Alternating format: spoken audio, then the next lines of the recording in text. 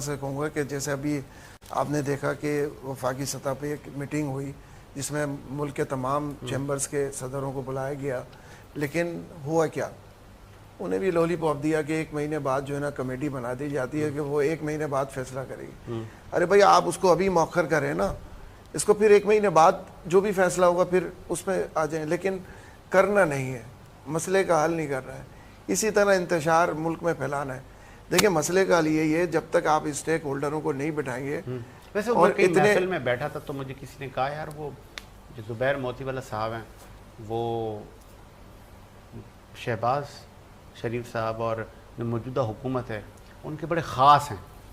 دیکھیے کیا یہ تاثر درست ہے؟ دیکھیں اگر خاص ہوتے تو یہی چیمبر جو ہے وہ ہڑتال نہیں کر رہی ہوتی۔ دیکھیں نا، یہ اگر ہڑتال کر رہی ہے، اگر خاص ہے تو پھر ہڑتال کیوں کر رہی ہے؟ اس کا مطلب یہ ہے کہ وہ بھی ان جو سیکشن لگائے گئے ہیں وہ بھی اس کے خلاف ہیں۔ تو زبیر بھائی ہوں، ہمارے صدر جاوید بلوانی صاحب ہوں، سب اس کے جو ہڑتال میں حصہ لے نا، سب سے زیادہ ہماری چیمبرز آواز اٹھا رہی ہے۔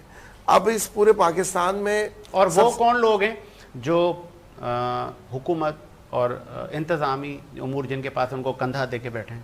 دیکھیں مجھے افسوس ہوا کہ پاکستان فیڈریشن جو ہے انہوں نے جو ہے آخری وقتوں میں پاکستان کے تمام چیمبروں سے جو ہے وہ لا تعلقی کا اعلان کیا، جو کہ افسوسناک بات ہے۔ ایسا نہیں کرنا چاہیے تھا، کیونکہ کیوں کیا یہ بھی بتائیں، کہ کوئی پریشر تھا؟ دیکھیں یہ ہاں کوئی پریشر لیتا ہے یا کوئی اپنے مفادات جو ہے نا حل کرانے کے بعد وہ پھر اسی طرح کرتا ہے، ایسا نہیں ہونا چاہیے۔ اگر ہمیں جیسے اس ملک کے خاطر ہمیں اگر قومی اسمبلی، میں اگر غلط نہ ہوں مجھے آپ صحیح کیجئے گا، قومی اسمبلی تمام اداروں کی ماں ہے جہاں سے قانون سازی ہوتی ہے، فیڈریشن تمام چیمبرز کی ماں ہے۔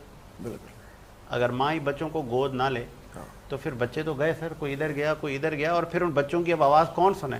دیکھیے مجھے تو افسوس ہوتا ہے کہ یہ لوگ صرف اپنا ہی گھر کا بجٹ بناتے ہیں اچھا، اور باقی ان کو کچھ نظر نہیں آ رہا۔ کون لوگ؟ یہی جو جن کے آپ نے ذکر